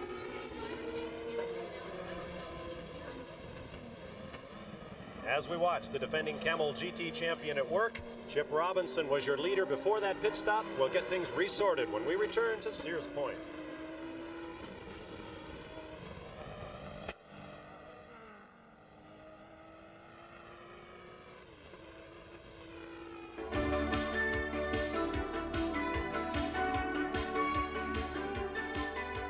Despite winning 19 of their last 24 races and leading in both the Drivers' and Manufacturers' Championships, you can hardly blame Team Nissan for looking over its collective shoulder. A year ago, with Jeff Brabham's driving title in hand, Nissan arrived at Del Mar, California for the season's final race, needing a victory to clinch the manufacturer's crown. Instead, Brabham took this wild ride into the trackside concrete, and Nissan lost the title by a single point. This year, Nissan appears to have things under control once again, with 9 wins in 12 races. But last month in Portland, Oregon, a befuddled official threw the checkered flag 3 laps early. Jaguar was declared winner, whereupon Nissan promised to appeal to the bitter end, and Brabham's frustration showed through. If it comes out against us, it's a 10-point swing, and obviously that's very critical, especially when you consider that Nissan lost the Manufacturers' Championship by 1 point last year. So, you know, it goes way beyond just who won or who lost the race.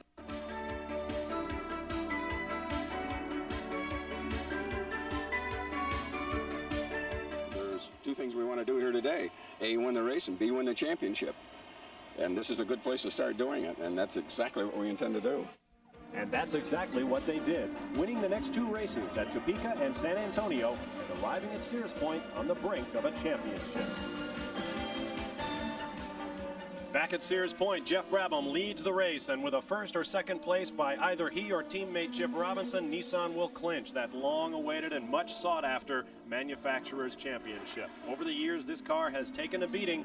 They called it fast but unreliable in the early going. They crashed more often than they finished in their first year or 2, but Don Devendorf stayed with it. Kaz Kasner came on as Nissan's motorsports manager in North America, and he stayed the program as well. They have gradually brought the car around, and right now it is the most dominating machine in any form of racing this side of the McLarens in Formula One, which is probably not the thing to say considering they got beaten at Monza this weekend with Nigel Mansell. They got, cross finish. They are dominating. That's right, Bob. And I'm supposed to know what I'm talking about in that series. They came close. They came second. There you see the number 61 now being handled by Jan Lammers of the Netherlands. Jan's running in second position.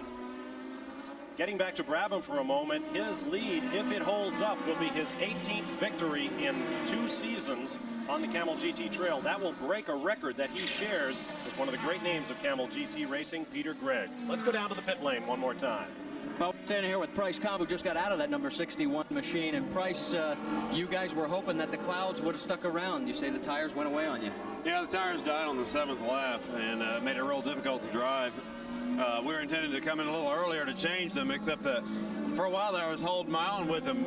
Even after he got by me, he wasn't really getting away. But traffic didn't work in my behalf. The worst problem is, to get around traffic, you need to get off in slow turns well, which is the one thing I couldn't do. And, numerous of the light cars managed to do their normal deed and get in the way, and that really cost us. So are you still on the same compound? No, we've changed compounds. They'd made a gamble in practice. It had worked real well on the tire we were on, and it just looks like maybe the track surface is a little hotter than it was yesterday. And what can I say? The track's changed a little bit. So we'll have to wait and see if Jan Lammers can reel him in. Well, this is one of the things with practice and a race. It changes, and that's what makes racing. You can have a setup that works great in practice, put you on a pole. During the race, some of the characteristics of the race course from other races or from just the oil from the existing cars that you're racing against can dramatically affect the surface. And in tire technology being what it is, you can't always meet every eventuality. Tough break. I thought that might have been the problem early on. And having taking over, Jan Lammers, the number 61 car, circulating in 2nd position, about 15 seconds down to your leader, Jeff Brabham. Up the hill he goes into turn 2. Hard on the gas, over the brow, downhill into turn 3 and 3A.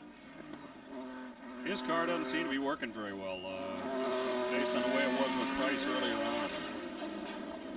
This is turn 4, the sharp right-hander, and a downhill run to the right-hander at turn 5. And then uphill and over the brow, and then downhill to the sweeping left-hander, turn 6, the carousel. This is a turbo car that's, in essence, brand new in racing terms. They've had it about 6 months. They started from scratch in a turbo car, never having run one before, either here or in Europe. And they've done a very good job to evolve it as quickly as they have. Now there is the number 3 car, 84 on the side of the machine. 3rd on the racetrack is Chip Robinson, the points leader in the series. He is 5 points behind his teammate Jeff Brabham with 20 points to win, 16 for 2nd, 14 for 3rd, 12 for 4th, 10th for 5th, and then 1 point separating the rest of the positions through 15th. Robinson will be trying to stay close to his teammate who is leading at this point to maintain his edge in the Drivers' Championship. Interesting that this ride that Chip Robinson has was originally offered to Price Cobb after some midwinter testing. Cobb elected to go with the Jaguar team in part because it was made clear to him that with the electromotive Nissan, he would be the number 2 driver to Jeff Brabham. Price said no thanks. They asked Chip Robinson. He said, I'll do it. And right now, Chip Robinson, ironically, is leading the series over his own teammate. There's the number 68 machine, John Andretti, still at the controls. We'll ride with him for a little bit, looking out the windshield, the Porsche 962C, which designates it as a twin-turbo, water-cooled flat 6 engine. This is one of the great sections of the course right down here. This is turn 4, and then you accelerate right up to 4th gear. You're really cooking here. You're probably doing about 140 just as you reach the brow, hard on the brakes, down into 3rd gear. You stay very close to the inside of the race circuit on this corner because the outside's got a lot of rubber and dust and all that. On to probably the only straightaway where you can kind of take a different breath than you normally do. Meaning a normal one. Meanwhile, our Camel Lights leader is in the pits. Jim Downing climbs out. His teammate Howard Katz from New York, climbs in. Notice the apparatus around Jim's head. That was designed by his brother, who is an engineer at Michigan State University. It's a prototype design that keeps the helmet from moving too far in any direction, restricts the movement of the helmet, and thereby protects against neck injuries in drivers in the event of a collision. And so the kudzu Mazda Argo comes back out onto the racetrack. Howard Katz now at the controls. I understand they were going to make that available after they had worked on it, and I'll be interested to find out sometime whether Jim is planning to market that. Here's number 4, Scott Schubot. Schubot, who was on the pole in the Camel Lights class for the 9th time this season, is now the points leader in Camel Lights. A A week ago, with their victory in San Antonio, they won the manufacturer's title in the lights class for Buick. Marty Reed has more from the pits. Well, we're standing with Linda Ludeman, who co-drives with Scott Schubert, and the big question is, you know, IMSA rules require that there is a driver change for at least 2 laps. This is your first time here, and you were saying this has been a real nightmare of experience for you. This track definitely has gotten me scared. I respect the S's a lot, and my times unfortunately show how much I respect the S's, because I'm about 5 seconds slower than Scott is. So you have to make a change. When will you do it? Probably towards the end. Unless there's a long yellow, we'll probably just pop me in right at the end. And if it's a close race, good luck. I'll put my foot down. Linda Ludeman, the only female in CAMEL GT lights racing right now. She took the Bondurant driving course here at Sears Point. She said something interesting afterwards. She said, I learned that it's a racetrack that really separates the girls from the boys. I wonder what she meant by that. Well, it's a tough race circuit, not only physically, but mentally. You've got to constantly stay a little bit ahead of it. And all the race circuits in the GTP racing series, this race course is actually, I find it probably one of the more fun ones, but it's very demanding mentally and physically. And I can understand that if you can be behind on it, you'll never catch up. Jochen Maas calls it the best racing circuit in America. Sears Point International Raceway, 2.5 miles around, 12 turns, and hardly a one of them either straight or level. Boy, that's true. You can see the elevation changes right now, as a matter of fact, as you watch the Jaguar Jan Lammers going through. You can see these guys are really physically working themselves very, very hard. Now here is the battle for second place. It is Jan Lammers in the turbocharged Jaguar, trying to hold off the turbocharged Nissan of Chip Robinson. Twin turbo Jaguar, single turbo Nissan V6. The Jaguar is utilizing carbon fiber brakes, which are little discs that look like, when they're fresh, they look like little kind of pressed wafers. Records, yeah. Yeah, like pressed wafers, and the Nissan is using the standard cast iron brake discs, which are a little heavier, but are a more proven commodity. Right now, should Robinson in the 84 car remain in third place, he will lose his points lead to his teammate Jeff Brabham by 1, but he takes the outside line going into 11. Now will he try to dip under? Sometimes you try to cross somebody and get a better shot. Doesn't always work, and it doesn't really work on that part of the course. There's some corners where you can take the outside line and then cross your man up and get by him. There is the lights car of Scott Schubert making way for the Jaguar. Now he must pull into line for turn 2, and then he'll slide over and let Chip Robinson go by again. We're going to take a quick break, and we'll return for more GTP action from Sears Point.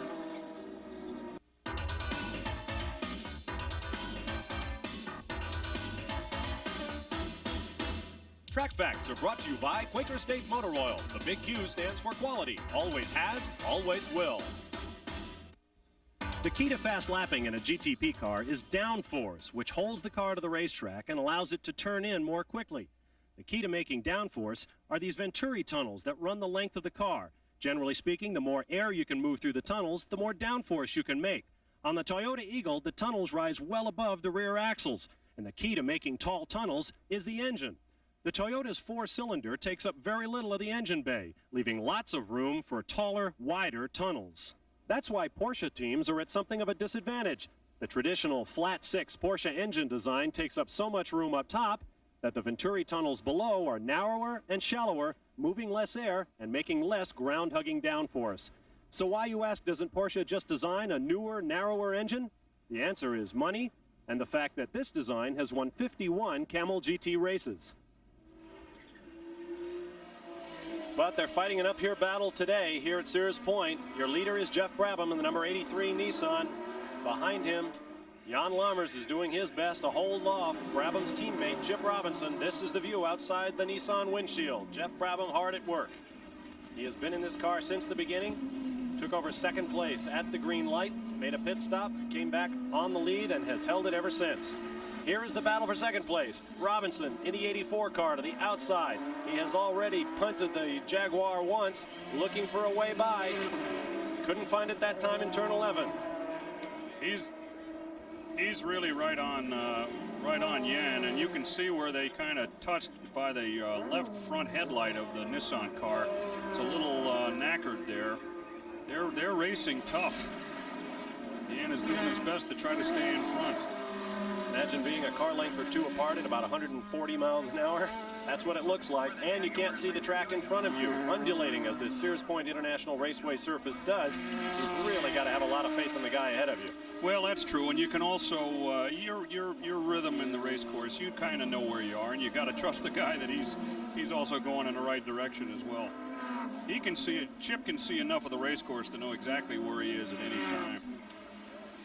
Now here is where the contact came on the last lap. Let's see if it happens one more time. Yan's going tight into that corner. It's not the fastest line, but it's one that protects his position. And he's holding up Chip, as you can see, going through that corner.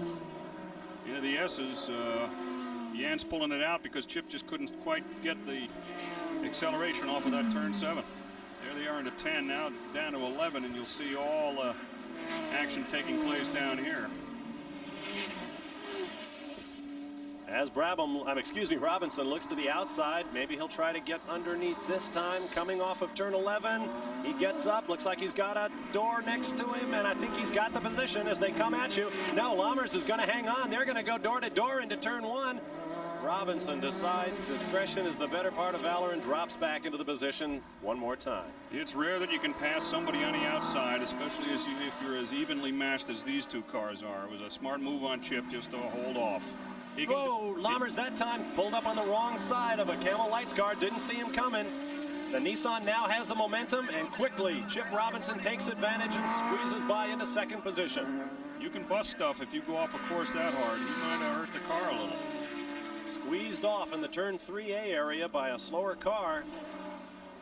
Let's take another look at what happened to Jan Lammers, as he might have had his eye on his own mirrors to see where Chip Robinson was going.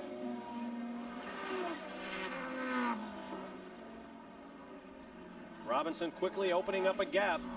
Lammers no doubt checking his dashboard to see if everything's still working. The Camelite car was in the right. He was holding his line. He was taking a turn as it was his turn. Yan was coming up a little tight, trying to get in underneath him. And Robinson never lifted, knew the opening was coming because Lammers was going to have to get out of it when he got up on the rumble strip. And so Chip Robinson takes over the position and quickly opens up a big gap. You have Nissan now running first and second, Brabham and Robinson.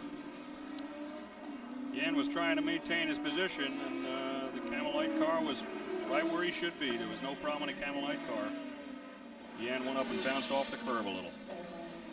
And now, without the Jaguar in front of him, Chip Robinson from Old Bridge, New Jersey, has the opportunity to try to close down the 20-second gap to his teammate, Jeff Brabham. There you see the leader, Brabham, in the identical number 83 car, running out of turn 6 and on to the straightaway, which is made up of a quarter-mile drag strip here at Sears Point. At least one end of it is home of an NHRA national event, but today it is Camel GTP Racing. Brabham and Robinson make it a Nissan 1-2. Back at Sears Point International Raceway, where Jeff Brabham circulates in the lead. It's a Nissan 1-2, the 83 car of Brabham and the 84 car of his teammate Chip Robinson. Let's take a look at our Volkswagen mid-race report, brought to you by the German-engineered Volkswagens and your Volkswagen dealer. The leader at halfway, Jeff Brabham, 32 with the 50 laps run to that point. 3 leaders and 3 lead changes. Jaguar, Robinson in the Nissan, and Brabham in the Nissan. Of the 26 cars that started, 20 remain in the race, 6 of them on the lead lap. Cars out of the race. Willie T. Ribbs was in and out and in and out. They changed the intercooler, send him back out. He's now out of the race. The 9 lights car of Morgan and Hessert, and the number 5 car submitted by the Italian Motor Racing Federation to give a couple of young Italian drivers a start. Anton Ferrari and Stefano Livio have retired that car. The Datsun Ramsey machine, Sutcliffe and Dow, and the Roca Lopez Lights machines also out of the race today. Well, now with 2 shots at their Manufacturers' Championship, a second place would do it for Nissan. The title they lost by 1 point a year ago. Right now they have Brabham in first, Robinson in second, But if you were with us in San Antonio a week ago, you know what can happen. Late in the race, with about 20 minutes to go in San Antonio, Jeff Brabham popped an engine, which doesn't happen often to this electromotive team, and he dropped out in the lead. Robinson was there to gather up his first solo victory for his new Nissan team.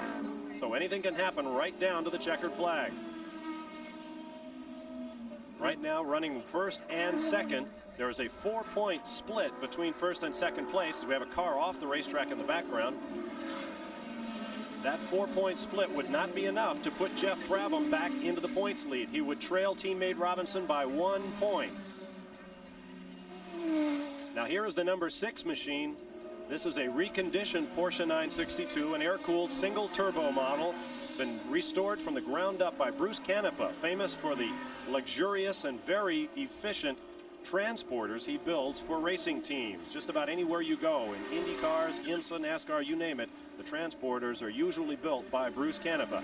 He now has a 962 and he's racing with Greg Pickett today. This is the first big car race that Bruce has done in 7 years. He was a very prominent 935 driver in the old days, and Bruce is out trying to find out. He's based not far from here, and he's out running around having a good time. The car is beautifully restored, actually. It's an old Hobart chassis. Really quite a striking paint scheme, and a good bunch of guys. They're having a lot of fun this weekend, keeping themselves out of trouble, except for they must have knocked into something and have that little nose piece flopping around. Took a little black eye on the right side. Running well back in the pack at this point, but as Rob mentioned, they're learning by doing here at Sears Point. Meanwhile, up front, here's a guy and a team that has it all knackered at this point. Jeff Brabham and the Electromotive Nissan crew. Should he hold on, this would be his 18th victory over 2 seasons and setting a new IMSA record for success. Take a look at the driver's door. It looks like it's a little bit ajar. Kind of interesting. It looks like it isn't closed properly. If you get a little closer, maybe we can see that on one of the corners. Looks like it just isn't closed as much as it is, but the car is beautifully prepared. These guys really know how to put a car together.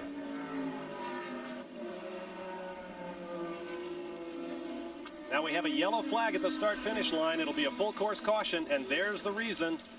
The number 34 car being shared today by Scott Atchison and Switzerland's Bernard Santal has gone dead on the racetrack, and they're going to have to get a tow truck out there to get it out of a hazardous position. As you can see, there's no runoff area on the right. The racetrack runs right up to the Armco barrier, so we have a full course caution, and that is a break for just about everybody except Nissan. They've made their pit stops. They're running with a big lead over the rest of the field, and now they're going to bunch them back up together. It'll be interesting to see what they do with the Scott Schubert-Linda Ludeman combination, to see if at this time they make the shift to get her in the car. All of the lights teams will be making driver changes today, and this will be a great opportunity for them to do it. We'll keep an eye on the pit lane and let you know what happens. We're going to take another quick timeout, and we'll return to the CAMEL GTP Grand Prix at Sears Point, California. Over the top of the hill comes the pace car, Jeff Brabham. Behind him, Jim Downing in the number 63 machine, presently shown in 3rd position in class after he slowed a few laps ago. We'll be back to sort out all of our leaderboards when we return to Sonoma, California in just a moment.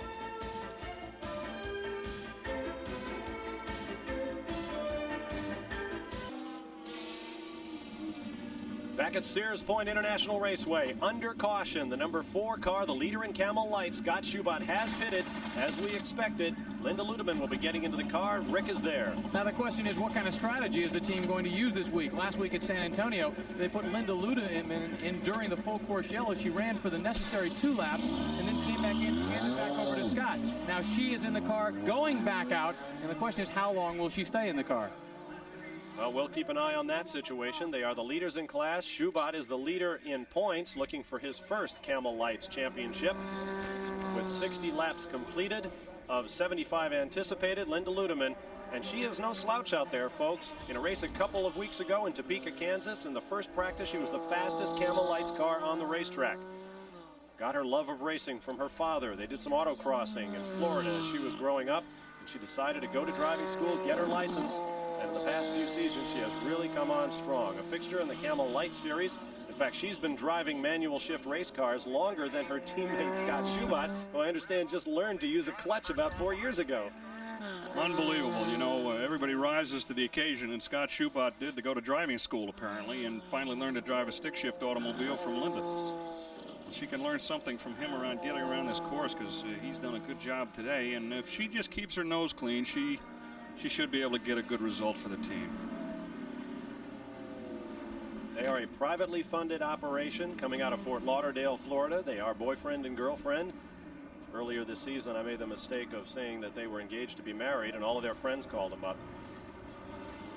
There you see Howard Katz out of New York driving Jim Downing's car. Talk about guys that don't drive much. I think Howard, the story on Howard is he doesn't have a street car. He lives in New York. You can ride the bus or the subway. The only time he gets behind the wheel is when he gets into a race car. And it's interesting, too, that the number 63 machine here is leading all cars in the CAMEL GT toward a $30,000 bonus for the car that covers the most laps in competition, with the exclusion of the 24 hours of Daytona and 12 hours of Sebring. This car has covered more ground than Nissan, than Jaguar, than Toyota, and they lead by 25 miles with more than 3,500 racing miles covered in the 1989 campaign. That $30,000 posted by the Kodak people. And right now, Jim Downing and his team stand to reap a tremendous bonus if they can just keep rolling. We won that trophy last year, and I can tell you it's a great energizer for the crew when you win an award like that. It shows a level of preparation and proficiency in the crew as well as the drivers. It's a great award. We remain under caution here at Sears Point after the car of Scott Atchison and Bernard Santal pulled off on the racetrack. The number 63 car is running second in class, although I would guess they might be first now after the pit stop by the Schubert-Ludemann Buick Spice. We'll just have to wait and see once we get back to green flag conditions and we can update our leaderboard. Getting back to Howard Katz and Jim Downing. As far as Jim is concerned, the race for the Camel Lights Championship may already be over. And here's a Mazda page from our book on the contenders.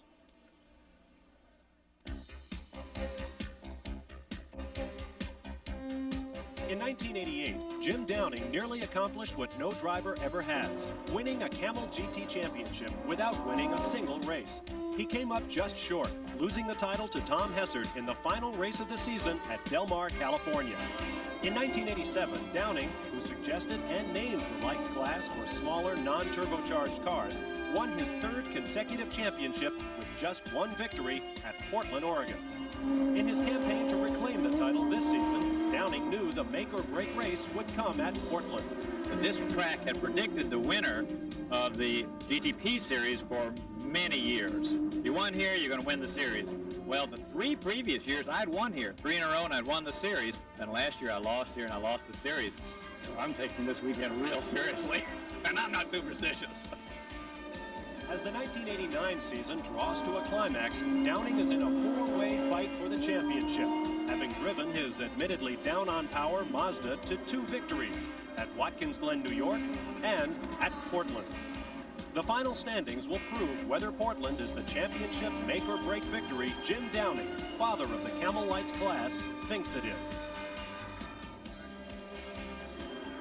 And meanwhile, up front, we have a battle for second place. The 84 Nissan of Chip Robinson now has the retired, and by that I mean new tires on all 4 corners, 61 turbocharged Jaguar right behind him. Jan Lammers now says, hey, I've got the tires that I wanted in the first place. Let's see if I can take that position back from you. They're into turn 7. Meanwhile, Linda Ludemann has pitted and let Scott Schubert bat into the car, as we suspected she might, after making the required 2 laps by a Camel Lights co-driver. Schubert is back in the car, although he runs 3rd place in the class at best at this point as a result of making that quick stop. 2 stops, I should say. Howard Katz has taken over for Jim Downing, and he runs 12th overall, 1st in class, over the number 55 car of Lutweiler, Marvin, and Roca. Chip is following the same line that Jan was earlier on. It's kind of ironic, the change of events here. They probably put a fairly soft set of tires on Jan to make sure that he could go for broke here.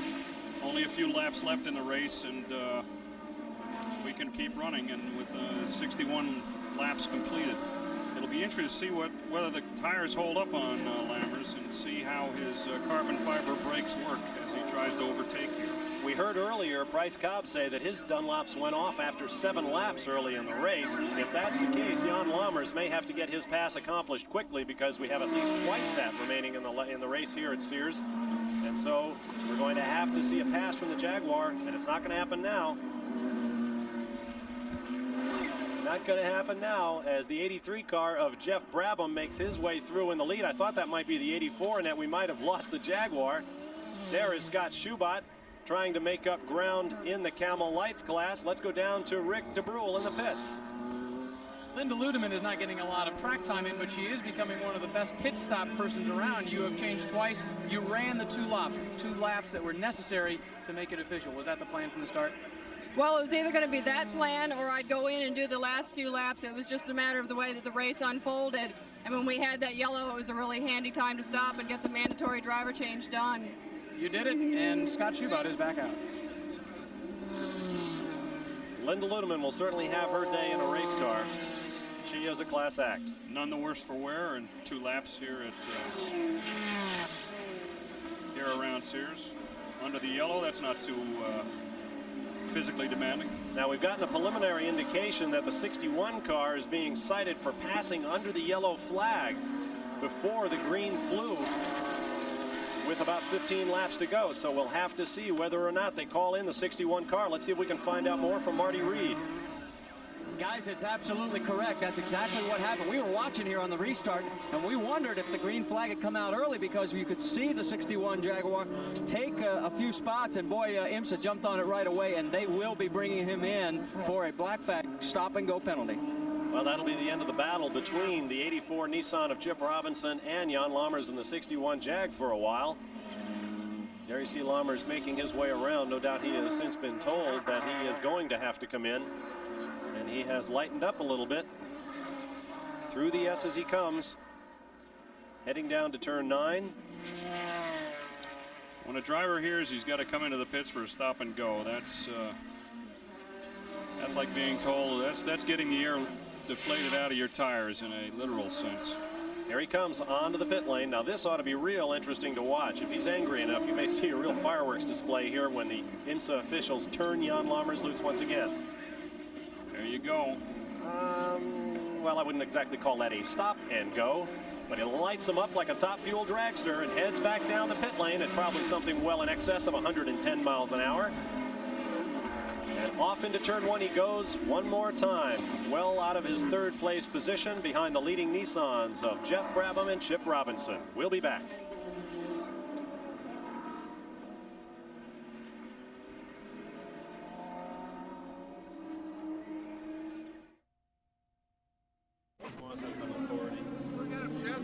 Okay. Go get him, Jeff. Okay, try it.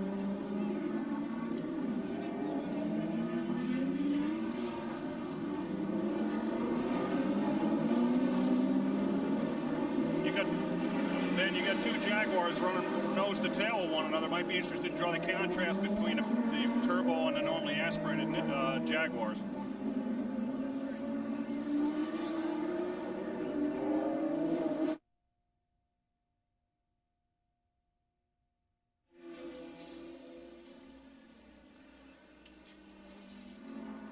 Back at Sears Point International Raceway in the hills of Sonoma, California, Bob Varsha, Rob Dyson, Rick DEBRUHL, and Marty Reed with you for the Lincoln Mercury California Camel Grand Prix here on ESPN. Your leader is the number 83 car of Jeff Brabham, followed by Chip Robinson and a sister machine as Nissan rolls on toward a possible manufacturer's championship today.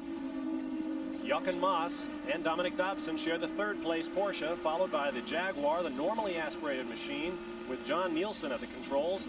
Costas Los has a V8-powered Pontiac Spice into 5th position, followed by Jan Lammers after that stop-and-go penalty in 6th. And 1 lap down, Juan Manuel Fangio in the number 98 Group C Toyota. Let's go down to Marty Reed in the pit lane. Well, I'm standing here with Don Devendorf. He's writing down the last lap times from both machines. I'm going to try and get a word from Don. What will be the strategy if the 2 cars get nose to tail? Just hold on a second. Okay, he's doing a lap separation back to 3rd place. We'll give him just a second here. Writes down plus 16. So now what will be the strategy if they get nose to tail? I can't hear you. What will be the strategy if they get nose to tail? Basically, the lead is going to just lead the race. We're not trying to take anybody out, just win the race and maintain our positions. So Chip has to finish second then, the way it stands? Well, I think it's going to be self-evident. They're both at the same kind of speeds, and somebody have to probably take somebody else out to pass, and we're not going to take that chance. Okay, so there you have it. It's going to be this way, as you see it. That's the way to do it. As a car owner, you tell the boys what to do, and by golly, they're supposed to do it. And that is apparent. I think it would be difficult for Chip, frankly, to catch him. We had a car off the racetrack there. I believe that was the number 19 car, Ferdinand DeLessep and Jay Cochran, the Buick-powered Taiga racer. He kind of slipped around on the inimitable turn 7. Jeff Brabham trying to make it all moot. In an interesting season for the Nissan team. They ran so strongly earlier this year at the 24 Hours of Daytona. They won the 12 Hours of Sebring, eliminating that last knock against the Nissan as perhaps a sprint car more than a long-distance endurance sports racer. They have won everything just about that you can win except a 24-hour race, and they may well take care of that fairly soon. Now here is a dice, the number 33 machine of Costas Los, being pressed by the 2 Jaguars in 4th and 5th position. The interesting thing here is to see the difference between the acceleration of the normally aspirated Jaguar and the Turbo Jaguar. The Turbo Jaguar is the car that's right behind, I guess it would be John Nielsen. Nielsen in the 61 car, the 12-cylinder, 6-liter Jaguar, right there at the bottom of your picture, followed by the other machine, subtly different in aerodynamics, and underneath the engine hood, even more dramatic differences. A 3-liter, twin turbocharged V6. Up front, there you see the teammates, Jeff Brabham to the right, Chip Robinson to the left. And as they continue to run in lockstep in the closing laps of today's race, we'll take another quick timeout and be back in a moment. Back at Sears Point, it is Nissan 1 and 2, 83, Jeff Brabham from Australia, 84, Chip Robinson from Old Bridge, New Jersey, in excellent position to pick up a manufacturer's championship for Nissan today and in the next race perhaps at Tampa, Florida, or in the final event of the season in Del Mar, California, to pick up a driver's championship for either Brabham, the defending champion, or Nissan, who won the title in 1987. Meanwhile, problems for one of the great crowd favorites in the field, the number 33 Pontiac Spice. Let's get down to Marty Reed. Well, it looks like the day is going to be over for Costas Los and the team because they looked up inside. The cooling system is all smashed up in the radiator section, and Costas is climbing out of the car, so the day is done. Yeah, he got hit hard enough to bust the nose up, and in these cars with the water cooling up front, that's a pretty vulnerable area for these cars, and it can get punched up pretty easily. Tough break for Julian Randles and Costas Los. They have run so well today. They were up in the top 5 at one point, running without the turbocharged horsepower that makes these Nissans and Porsches and Jaguars and Toyotas so dominating. Chip's car is quicker than Jeff's. And so we'll see if they will test their team manager Don Devendorf's instructions. He said that they will finish in the order that they are running and not risk knocking each other off because the cars are so close in performance. Let's go back to Marty. Well, we're with Costas Los, and Costas, I know you're very disappointed. The team, you were in the top 5 at one point, running very well. What happened? We had a puncture to start with, and this guy up here just spun broadside right in the carousel. I was like tailing him, real close, nothing I could do. But that guy, he saw me coming, he takes the racing line. He knows I was racing with the other guy, so I don't know what the hell he was playing at. Obviously, very upset Costas Los as the team is out of this race. Well, racing is an emotional sport, and there's a good example of it. You don't want to be taken out of a race, especially this late in the event. It's too bad. 3 laps remain. And I would be remiss if I did not mention that all of us at ESPN are happy that our senior producer for motorsports, Neil Goldberg, and wife Laura recently welcomed young Joshua Richard into the world. Mother and son are doing fine. Jeff Brabham continues to lead. Behind him, teammate Chip Robinson. They have been given team orders, as you heard, from team owner Don Devendorf to finish in this order with 2 laps remaining around the 2.5-mile Sears Point International Raceway circuit.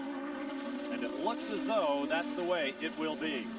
They're following team orders, and that's the way you win championships, and that's the way you win manufacturers' championships as well. Everybody exists for everybody else on the team, and nobody takes front or back seat. This is the way it was set up to be, and you maintain that, and that's the discipline that you've got to have in a team that's with Nissan's proven proficiency. They've done a good job today.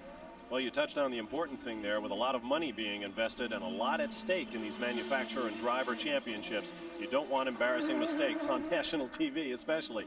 Speaking of national TV, you hop aboard with Jeff Brabham, your chauffeur. Clear track in front of him as he goes down through the S's, approaching turn 9 right here, and then the trickiest and probably the fastest turn on this racetrack. Here is turn 10. Let's pull about 2.5 G's with Jeff, and then down the backside as he reaches over a little bit. Tweaks one of the dials. His speed, they're not slowing down very much versus their race speed, if at all. You lose your rhythm to such a degree. It's the wind whistling by the bodywork or whatever. You want to make sure that you maintain that speed to keep your rhythm up. Otherwise, you can get into big trouble. As you go slower, you can get more screwed up. So they're staying at a pretty good race pace.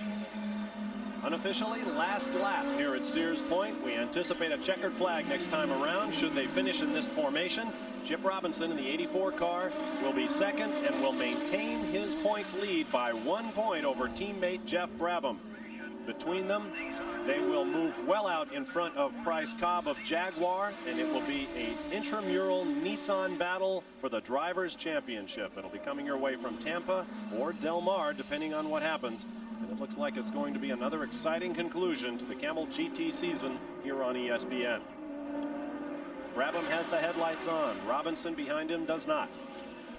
But they only need to negotiate the backside of the 2.5-mile Sears Point Raceway before they will earn a well-deserved checkered flag. Somewhat reminiscent of the team finishes at Le Mans and some of the great European venues. No way to display your domination any better than to finish breezing first and second, as though that's the way it was meant to be all the time. And in the past 2 seasons of Camel GT racing, sometimes it seems like that's the way it was meant to be. New cars coming for Team Nissan next year. In fact, there's a rumor afoot that you might be able to purchase one of these cars when they bring the new ones out, if you have a pretty safe checkbook. The checkered flag flies, and Jeff Brabham has won the 10th race of the season for the Electromotive Nissan team. Chip Robinson finished a tight second, and I wouldn't be surprised if you see that picture in your local enthusiast magazine sometime in the very near future. Another terrific performance by the Nissan team. A wave from one driver to the other on a job well done, and we'll be back to meet our winner in just a moment. ESPN Speed World coverage of the 1989 IMSA Camel GTP Series from Sears Point International Raceway in California has been brought to you by Volkswagen, cars at an honest value for over 40 years. By Quaker State Motor Oil, the big Q stands for quality, always has, always will. By the Die Hard Battery, now with more power when you need it most. And by Dunlop High Performance Tires, Dunlop outperforms. Time now for our Sears Die Hard Winners Circle, brought to you by the Die Hard Battery, now with more power when you need it most. Here's Rick DeBruhl. Jeff Brabham, it is 1 championship down, 1 to go. You won the Manufacturers' Championship. Towards the end of the race, you had Chip Robinson right on your tail. Were you thinking about San Antonio at all? No, I don't think that was going to happen again. But, you know, the Nissan team did a great job. I think we did between Goodyear and ourselves, made a really good decision on, on what tires to run for the race. They weren't the quickest in qualifying, but I think they're the most consistent, and it really was the key to winning today. Was it just that simple? No problems at all? No, not really. The car was really good. The track was hot and slippery, and you have your normal problems with lap traffic. But it was a pretty trouble-free race for us. We had a great pit stop, and I could see the Jaguar was getting into tire problems pretty early on. So I thought we had a chance, and it really worked out well for us. More than a chance to victory here at Sears Point. And with that, Jeff Brabham scores his 9th victory of 1989 and sets a new record for 2-year success in the Camel GT. Here are your final standings. Brabham your winner, Robinson in 2nd, and a Nissan 1-2. Jaguar finishes 3rd and 4th, and a late pit stop for tires dropped.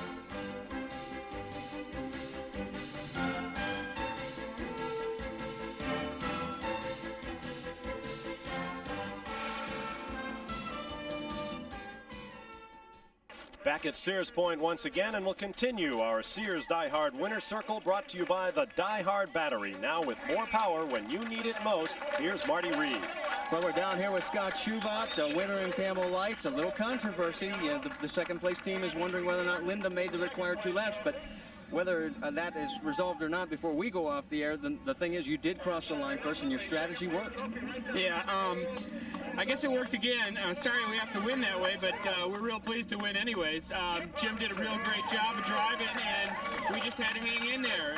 He had to win today. It was a real important thing for him, and we wanted to win real bad too, so I guess it worked out for us better than it did him. Congratulations. Thanks very much. Appreciate it. Scott Schubert and Linda Ludeman, followed by Jim Downing and Howard Katz. Nicky Lutweiler leads his team home in third, followed by Don Bell and Ferdinand de Lesseps. I'm Bob Varsha for Rob Dyson, Marty Reed, and Rick DEBRUHL. We'll leave you now from Sears Point with the memory of our fallen colleague, Tom Blackaller.